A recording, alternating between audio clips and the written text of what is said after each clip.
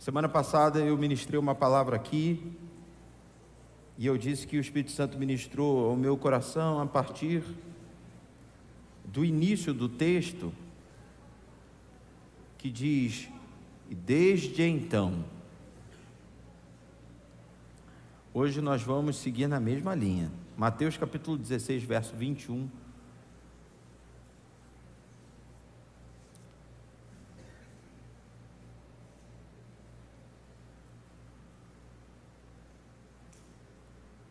Mateus capítulo 16, versículo 21, diz assim: desde então começou Jesus a mostrar aos seus discípulos que convinha ir a Jerusalém e padecer muitas coisas dos anciãos e dos principais dos sacerdotes e dos escribas, e ser morto e ressuscitar ao terceiro dia. Só até aí. Na semana passada, como eu disse, eu ministrei em cima da passagem que está no Evangelho de Mateus, no mesmo Evangelho, escrito por Mateus, só que no capítulo 4, logo depois em que Jesus vence a tentação, a Bíblia diz que ele se muda de Nazaré para Cafarnaum, e aí vem essa mesma expressão: desde então começou Jesus a pregar sobre o arrependimento. Eu falei na semana passada que precisamos vencer a tentação, vencer o deserto, porque a partir da vitória sobre o deserto, sobre a tentação, nós viveremos um tempo de mudança e viveremos um tempo em que coisas novas começarão a acontecer na nossa vida. Quantos estavam aqui quarta-feira passada aí? Quinta-feira. Bem, e hoje nós vamos ministrar também sobre um divisor de águas. Quando a gente vê essa expressão, desde então, nós estamos vendo o fechamento de um tempo e o início de um novo tempo, o estabelecimento de uma nova estação para a nossa vida. Bem, sobre o capítulo 16 do Evangelho escrito por Mateus, nós encontramos três situações interessantes, só para a gente poder entender o contexto. A primeira situação é a união de fariseus e saduceus para pressionar a Jesus a fazer um milagre. É a primeira vez que saduceus e fariseus se unem para tentar provocar o Senhor Jesus. A ideia deles era que, para que Jesus realmente tivesse a autoridade diante das pessoas como Filho de Deus, ele precisava manifestar algum sinal. Na cabeça deles era inadmissível simplesmente acreditar, eles precisavam ver alguma coisa para acreditar. E Jesus nunca trabalhou de acordo com a pressão das pessoas. Isso fica também para nós como ensinamento, é uma aplicação prática, de que não adianta você ficar pressionando Deus, achando que Ele é obrigado a fazer, porque apesar de toda a intimidade que Ele te deixa ter com Ele, Ele mesmo diz: já não te chamo mais de servo, mas sim de amigo. Acho que a primeira canção que o João cantou aqui hoje foi exatamente falando sobre a amizade que temos com Deus, né? Amém, somos amigos de Deus, somos íntimos de Deus, mas apesar disso tudo, Ele jamais deixou e jamais deixará de ser rei, soberano. E não é porque você é amigo que você pode pressionar Ele. Ele vai fazer na hora que Ele quiser, da maneira que Ele quiser, através de quem Ele quiser, em quem Ele quiser. Quantos entendem essa palavra, digam amém. Então, aqui fariseus e saduceus se unem para tentar pressionar o Senhor, mas o Senhor não se abala com a pressão deles, pelo contrário, o Senhor os repreende. A segunda coisa que a gente encontra nesse texto é uma interpretação errada dos discípulos, porque eles vão com o Senhor em direção de Cesareia de Filipe, e aí tem uma hora que o Senhor Jesus diz para eles assim: tomem cuidado com o fermento dos fariseus. E aí eles começam a falar entre eles: ele está falando isso porque a gente esqueceu de trazer pão. né? Eles iam fazer uma viagem e nessa viagem, né, normalmente eles teriam que levar alimento, suprimento, e eles esqueceram isso.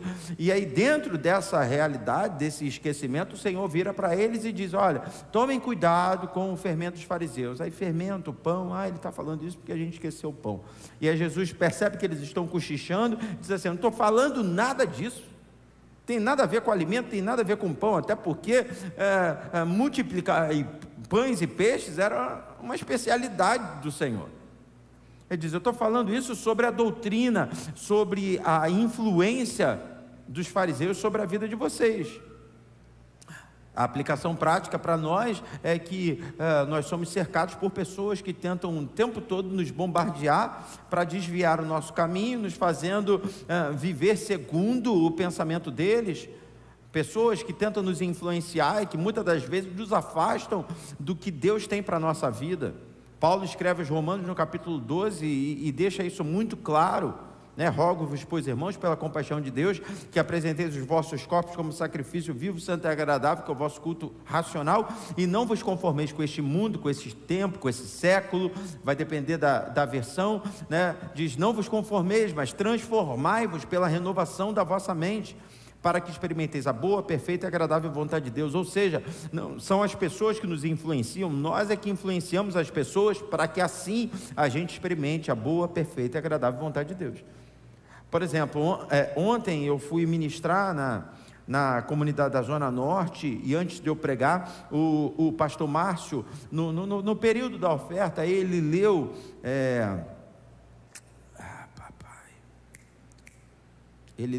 Crônicas 20, sobre Josafá, ok? Ele leu sobre o rei Josafá, e ele falou que alguém chegou para o rei e disse que um exército gigantesco, poderoso, estava vindo contra ele, e ele pegou, ouviu aquilo, comprou aquela ideia e teve medo. E aí o pastor falou: mas o exército de Israel era um exército de 1.100.000 soldados. Como é que alguém conseguiu contar o exército inimigo? Como é que alguém tinha essa informação de que o exército inimigo era maior, era mais poderoso, era uma ameaça? Poderia até ser, mas sabe, e ele chamou a atenção, e eu achei muito pertinente, existem mais pessoas à nossa volta para nos apavorar, para levar mais notícias, para tentar colocar nossa caminhada em dúvida, do que para nos encorajar. Tem mais gente para dizer: o inimigo é terrível, o problema é enorme, essa situação é intransponível, do que chegar para a gente e dizer: confia no Senhor, Ele vai te dar a bênção, você vai vencer. Então aqui Jesus chama os discípulos e diz assim: tomem cuidado com esse fermento dos fariseus, porque ele quer plantar em vocês incredulidade, ele quer plantar em vocês o espírito do mundo, mas, né, como Paulo escreve, renove a mente, para que vocês experimentem a boa, perfeita e agradável vontade do Senhor. Então nós temos essa como a segunda situação interessante que o capítulo 16 nos mostra. E a terceira situação interessante é a pergunta que Jesus faz sobre quem o povo fala que ele é e sobre quem os próprios discípulos falam que ele é. Eu preguei esses dias sobre isso, sobre sermos igreja, né? Eclesia, né? Somos a igreja levantada por Cristo, somos a Assembleia dos Santos, a união de pessoas que pensam igual, pessoas que creem no mesmo Deus. Bem, o empoderamento da igreja se dá exatamente aqui, nesse texto, porque Jesus pergunta: eles estão falando que eu sou quem? Eles estão falando que tu és um dos profetas, e vós, quem dizeis que eu sou? E aí ninguém responde. Aí Pedro, cheio do Espírito Santo, alcançando do Senhor uma revelação, diz: tu és o Cristo, o Filho do Deus vivo. E aí Jesus responde a Pedro dizendo: olha, não foi nem a carne nem o sangue que te revelaram, mas o meu Pai que está nos céus. Também te digo que tu és Pedro, sobre esta pedra edificarei a minha igreja. E nessa mensagem que eu preguei sobre a igreja, eu deixei claro, né, que é um jogo de palavras, né, porque Pedro é pedrinha, e a pedra que Jesus diz que vai edificar a igreja é uma grande rocha. Então Jesus está dizendo assim: tu és pedrinha, mas sobre esta grande rocha, que é a revelação que você alcançou, de que eu sou o Cristo, eu vou edificar a minha igreja. e as portas do inferno não prevalecerão contra ela. Então essa é a terceira situação interessante que nós vemos aqui no capítulo 16. E aí então, depois dessa situação da revelação de que Jesus é o Cristo, o Filho do Deus vivo, depois do empoderamento que o próprio Senhor Jesus libera sobre a igreja do Senhor, né? A gente chega no verso 21, que foi o que a gente leu.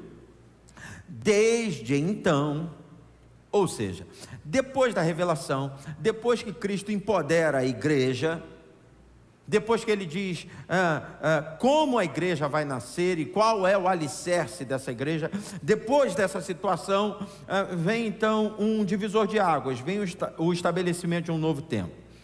E como na quinta-feira passada eu preguei, o desde então levou a Jesus a viver uma mudança e a iniciar a sua caminhada ministerial. Aqui o desde então leva Jesus a mostrar aos seus discípulos que vem sofrimento aí.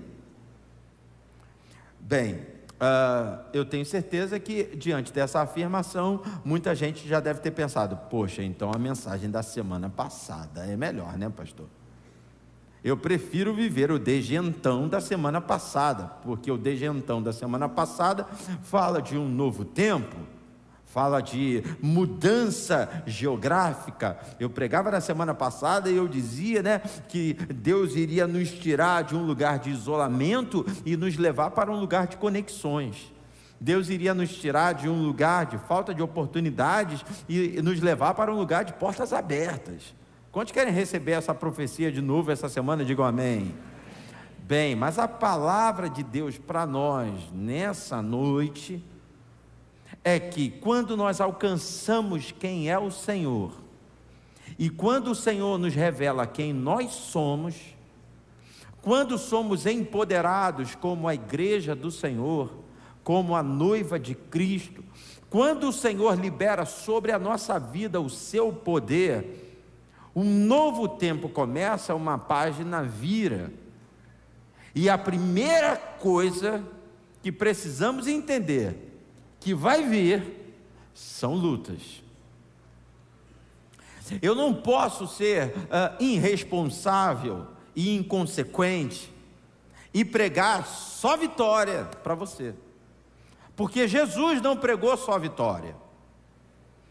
As vitórias vão vir, mas não adianta, não existe vitória sem luta.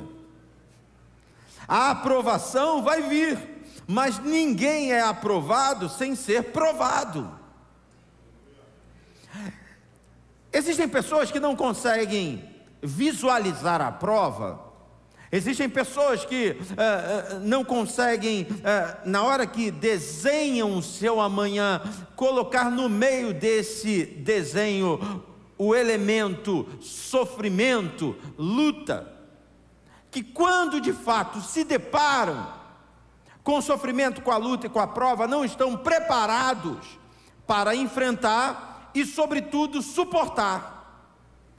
Contar com o revés, contar com a dificuldade, contar com a retaliação, faz parte de pessoas que estão comprometidas com a vitória. Gente que está comprometido com a vitória sai para lutar entendendo que não vai ser fácil, porque quem sai para lutar achando que vai ser fácil, na primeira pancada desiste, na primeira pancada recua, diante da primeira palavra se amedronta. Mas Deus colocou uma palavra no meu coração nessa noite, e eu quero liberar sobre a tua vida. Você faz parte de um povo que não desiste, você faz parte de um povo que persevera. 1000 cairão ao teu lado, 10.000 à tua direita, mas você não vai ser atingido. Você faz parte de um povo que pode passar pela prova, pode passar pela luta, mas ainda assim vai permanecer firme firme e vai chegar até o lugar da bênção. Eu e você, de mãos levantadas, acabamos de cantar: e se eu passar pelo vale, acharei conforto em seu amor, porque eu sei que o Senhor me guarda. A despeito de todas as coisas, Deus nos guarda. Oh, meu Deus! Pastor, eu não estou aguentando mais. Aguenta! Ah, pastor, eu estou mandando currículo para tudo quanto é lugar e não consigo emprego, pastor. Pastor, lá no passado eu errei, eu sei que eu errei, eu já paguei pelo meu erro, mas as pessoas continuam me olhando com aquele olhar recriminador, desconfiadas. Pastor, eu não estou aguentando. Você aguenta, Deus está com você. Oh, meu Deus, ainda que eu ande pelo vale da sombra e da morte, não temerei mal algum, porque tu estás comigo, a tua vara e o teu cajado me consolam. Oh, meu Deus, não desista. Não desista, não desista, irmão. Olha para o teu irmão e diga assim: você foi capacitado para suportar. Irmãos, Deus não está aqui para enganar ninguém. Não adianta, irmão, o diabo não suporta a tua felicidade, isso é fato. E quanto mais você é feliz, mais incomodado ele fica. E não seja ingênuo. Quando ele percebe que você está feliz, quando ele fica incomodado, ele se levanta contra você. Mas levanta a tua mão e receba essa palavra: se os teus inimigos vierem contra você por um caminho, ao se deparar com a presença de Deus na tua vida, eles fugirão por 7 caminhos. Eles não vão saber nem mais por onde vieram. Eles vão procurar qualquer beco, qualquer viela para fugir, porque agindo Deus na tua vida, quem impedirá? Tem luta, mas tem vitória. Desde então, começou Jesus a mostrar a seus discípulos que convinha ir a Jerusalém e padecer muitas coisas dos anciãos e dos principais, dos sacerdotes e dos escribas. Vai padecer, vai sofrer, vai ter luta, vai ter choro. Eu quero ver, eu estou vendo que tem alguns seminaristas ali atrás, eu acho que estão em tempo vago, né? Daqui a pouco correm lá para o 3º tempo. Temos outros seminaristas já formados aqui, e sobretudo nossa igreja ama a escola bíblica dominical. O que está escrito em Filipenses capítulo 4, versículo 13? Alguém sabe? Peguei você. Acho que eu ouvi, hein? Fala, irmão, tenha coragem, seja ousado. Olha para o teu irmão e diga assim: tudo eu posso naquele que me fortalece. Foi o Cacá? Foi tu que acertou, Cacá? Que isso, hein? Tudo posso naquele que me fortalece. E aí, sabe, queridos, tem um desavisado que de repente abre a Bíblia, lê esse texto e diz: opa, era o que eu precisava. Tem um desavisado, né, que compra uma caixinha de promessa, puxa ali: tudo posso naquele que me fortalece. E aí qual é a aplicação que ele dá do texto para a vida dele? Ele vê alguém passando com um carro importado, ele acha aquele carro maravilhoso, lindo, e ele diz: vou comprar um desse. Tudo posso naquele que me fortalece. Ele está andando na praia, e aí de repente ele vê uma pessoa debruçada lá na sua cobertura, de frente para o mar. Olha, diz: tudo posso naquele que me fortalece. Todos nós temos sonhos, todos nós temos projetos. Quantos gostariam de prosperar de verdade nesse ano? Aí levanta a mão e diga amém. Olha para o teu irmão e diga: tudo posso naquele que me fortalece. Agora, e se eu disser para você que a aplicação desse texto está errada? Como assim, pastor? O senhor está querendo dizer que eu não posso todas as coisas naquele que me fortalece? Pode. Mas o contexto não é esse. Coloca para mim aí, Filipenses capítulo 4. Vamos voltar um pouquinho, vamos para o versículo 10. A gente leu o 13, a gente citou o 13. Mas volta para o 10 aí, coloca para mim, Filipenses capítulo 4, versículo 10. Diz assim: ora, muito me regozijei no Senhor por finalmente reviver a vossa lembrança de mim, pois já vos tinhas lembrado, mas não tinhas tido oportunidade. Verso 11. Não digo isto como por necessidade, porque já aprendi a contentar-me com o que tenho. Segura aí rapidinho. Paulo está escrevendo para a igreja de Filipenses, e Paulo está falando sobre oferta, sobre o mantimento da vida dele, sobre a manutenção da vida dele, sobre a igreja sendo participativa, entendendo que ele era o pastor e que ele fazia a obra viajando de maneira missionária, que precisava ser sustentado, né? Eles ofertavam na vida de Paulo. Então Paulo está agradecendo, Paulo está reconhecendo, e ele está dizendo assim: mas eu não estou falando isso, né? Não digo isto por necessidade, porque eu já aprendi a contentar-me com o que tem. Ele não está falando, estou agradecendo porque eu estou passando necessidade. Não é isso não, estou agradecendo porque eu estou agradecendo, porque independente da necessidade, já faz parte da minha vida. Essas lutas, essas restrições, já fazem parte da minha vida. Aí vai para o verso 12, olha o que ele diz: sei estar abatido e sei também ter abundância. Em toda a maneira e em todas as coisas estou instruído, tanto a ter fartura como a ter fome, tanto a ter abundância como a padecer necessidade. Versículo 13: posso todas as coisas naquele que me fortalece. Ou seja, o contexto do verso 13 é: eu aguento. Esse é o contexto. Eu sei passar por abundância e sei passar por escassez, eu aguento. Eu sei ter dinheiro no bolso e não ter dinheiro. Eu sei levar todo mundo para comer fora e um dia dividir um ovo e um pão duro. Eu sei andar de carro com ar-condicionado e andar a pé. Olha para o teu irmão e diga: posso todas as coisas naquele que me fortalece.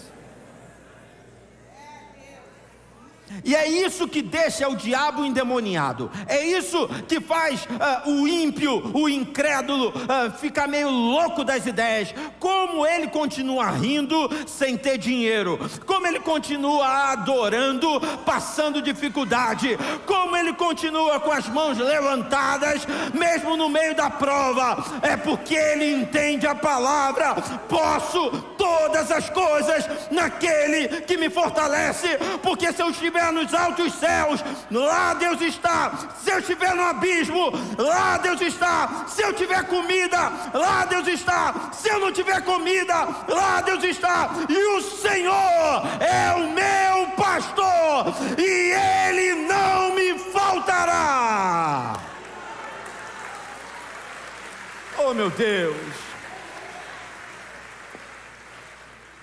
Então se um novo tempo está começando, e Deus está dizendo para você: nesse novo tempo tem sofrimento, não fica triste, porque Ele está junto com você nessa fornalha.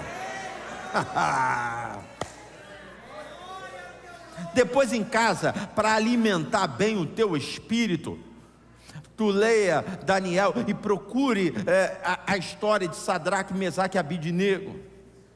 Porque você imagina, de repente o rei jogar 3 jovens na fornalha, e aí depois de um tempo voltar para ver, mas quando abre a fornalha, o calor era intenso demais, ele chega a brigar: por que vocês aumentaram esse fogo desse jeito? E aí de repente o rei olha lá para dentro e diz assim: mas eu não joguei 3 jovens aí dentro? Foram. Mas como é que eu estou vendo 4 agora? Fala para o teu irmão: você nunca vai entrar na fornalha sozinho. Deus está com você. É só um período, entenda bem, o sofrimento tem hora para começar e hora para terminar. Está quente, o fogo está pegando, mas Deus está com você lá dentro. A Bíblia diz que o rei diz: coloquem eles para fora, porque todos terão que saber que o Deus de Sadraque, de Mesaque, de Abidnego é o mais poderoso da terra. Ei, levanta tua mão e receba. Tua família, tua vizinhança, teus amigos, todos vão saber que o teu Deus tem poder. Oh, meu Deus. Aí, irmãos, diante dessa palavra, a gente começa a se alegrar com o sofrimento. Timóteo fala sobre isso. Timóteo oferece sofrimento para a igreja. Ele diz assim: sofram comigo. Vivam o privilégio de sofrer por amor a Cristo. Vivam o privilégio de sofrer com Cristo.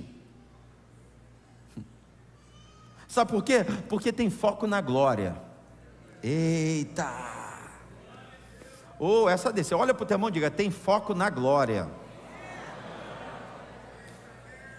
Segura na mão do seu irmão, você vai repetir esse texto para ele e diga assim: as tribulações desse tempo presente não se comparam, sacode a mão do teu irmão e diga: com a glória que Deus vai manifestar na tua vida. Diga: a glória é maior. A glória é maior do que a doença, a glória é maior do que o desemprego, a glória é maior do que as brigas, a glória é maior e a glória vai vir. Tem glória para a tua vida, irmão. Então aguenta firme o sofrimento.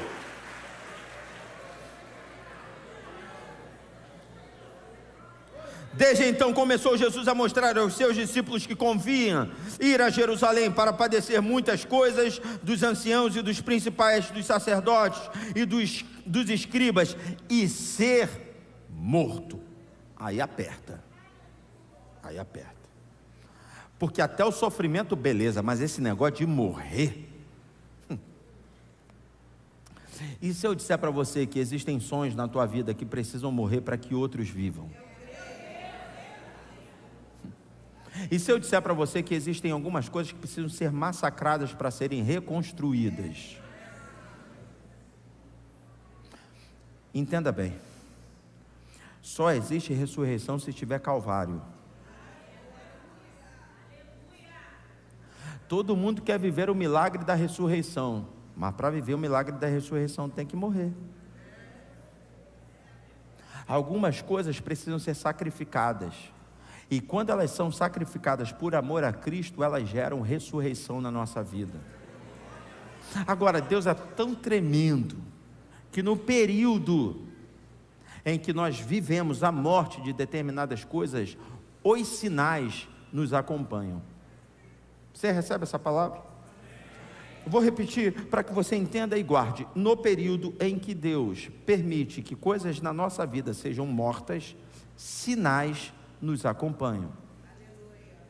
No mesmo evangelho escrito por Mateus, nós temos um passo a passo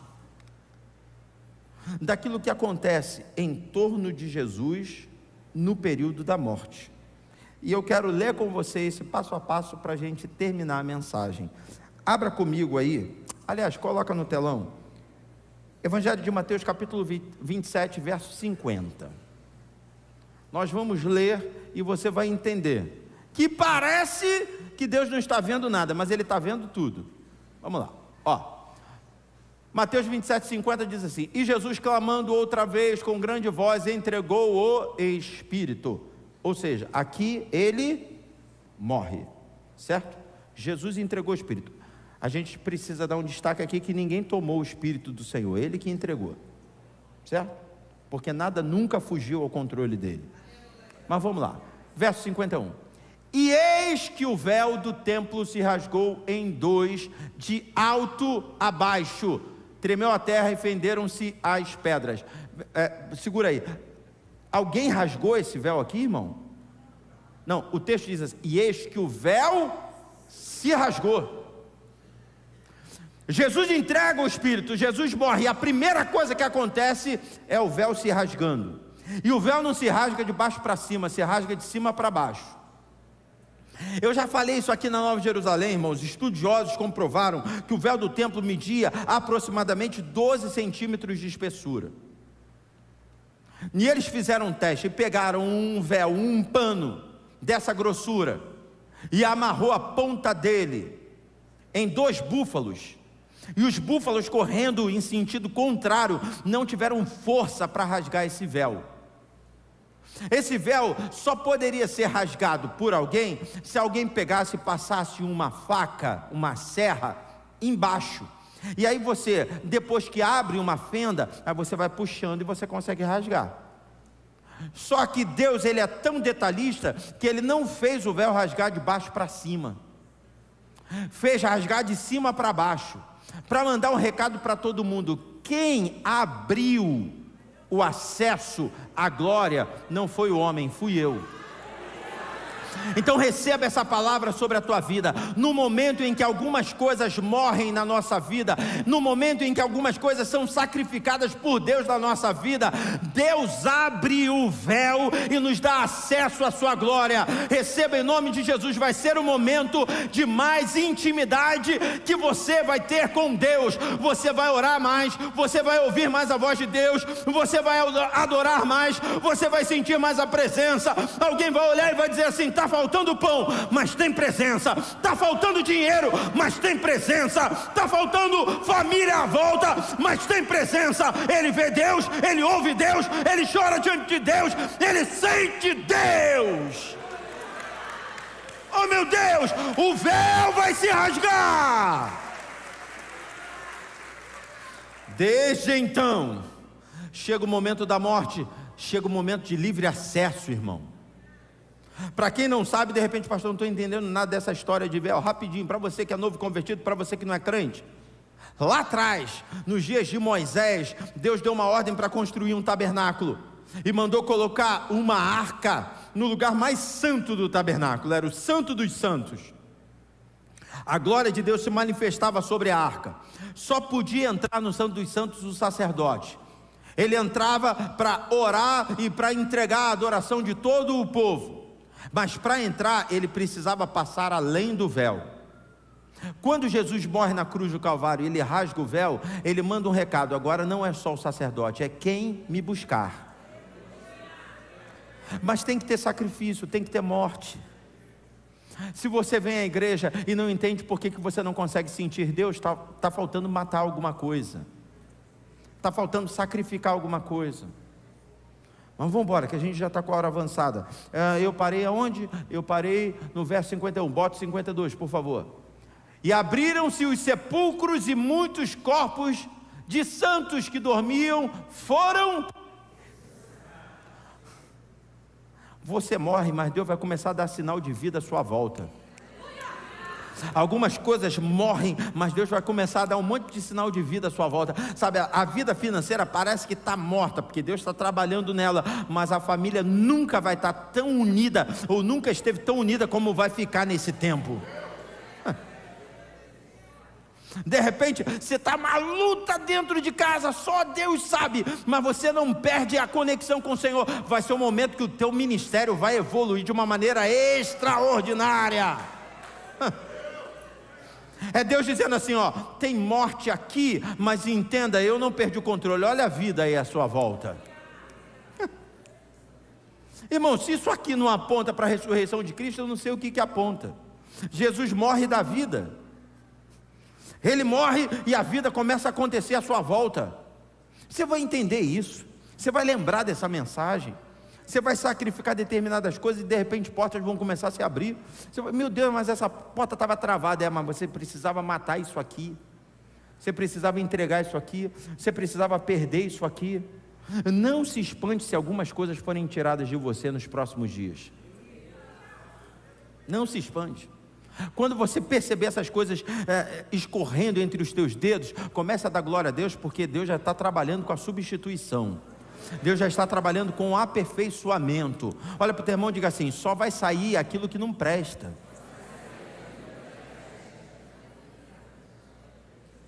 Seguindo, vamos lá. 53. E saindo dos sepulcros, depois da ressurreição dele, entraram na cidade e apareceram a muitos. Ou seja, Deus não só vai promover vida, como vai fazer com que pessoas percebam. Ele está passando por uma luta, mas tem uma luz aí no final do túnel. Sabe? Tem hora que Deus começa a mostrar para as pessoas, para que a gente tenha um apoio, sabe? Vai ter gente que vai dizer assim: eu sei que você está passando por muita prova, mas eu consigo ver que você vai sair dela, não sei porquê. É porque Deus está ressuscitando mortos, e esses mortos estão desfilando no meio da cidade para mostrar para todo mundo que Jesus está no controle. Agora pula aí, eu já li o 52, 53, bota no 50, qual que está aí? Bota no 54, bota no 54. E o centurião e os que com ele guardavam a Jesus, vendo o terremoto e as coisas que haviam sucedido, tiveram grande temor e disseram: verdadeiramente este era o Filho de Deus. Presta atenção, o centurião e os que com ele guardavam a Jesus. Nós estamos falando dos romanos, nós estamos falando dos mesmos que zombaram ao Senhor Jesus, né? Eu não sei quem pregou aqui na igreja e que falou sobre a esponja. Lembra disso? Foi aqui na igreja, não foi? Alguém pregou aqui na igreja e falou que quando Jesus disse: eu tenho sede, aí pega a esponja e aí coloca no vinagre e dá de beber para o Senhor. Só que essa esponja era uma esponja que era usada quando as pessoas faziam as suas necessidades. Alguém pregou sobre isso aqui na igreja? Agora não estou lembrando quem foi.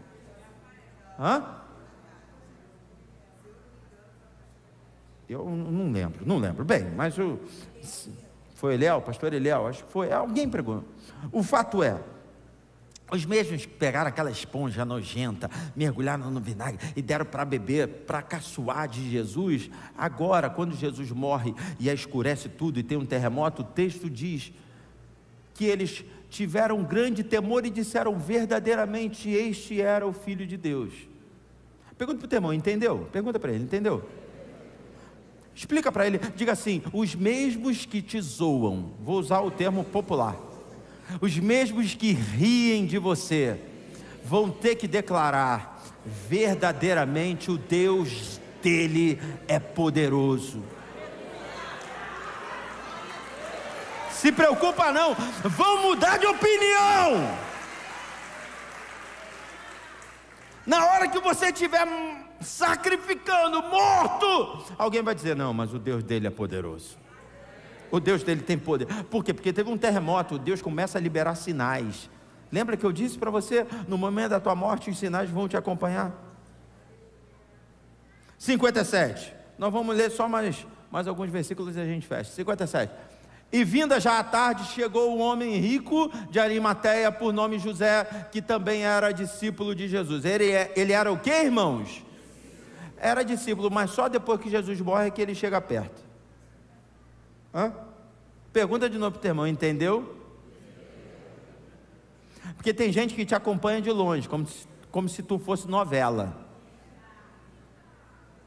Só que na hora que Deus movimenta céus e terra, essas pessoas vão se aproximar. E José de Arimateia chegou com dinheiro, irmão. Pergunta para o teu irmão, entendeu? No momento do sacrifício vai ter gente usada por Deus para te financiar.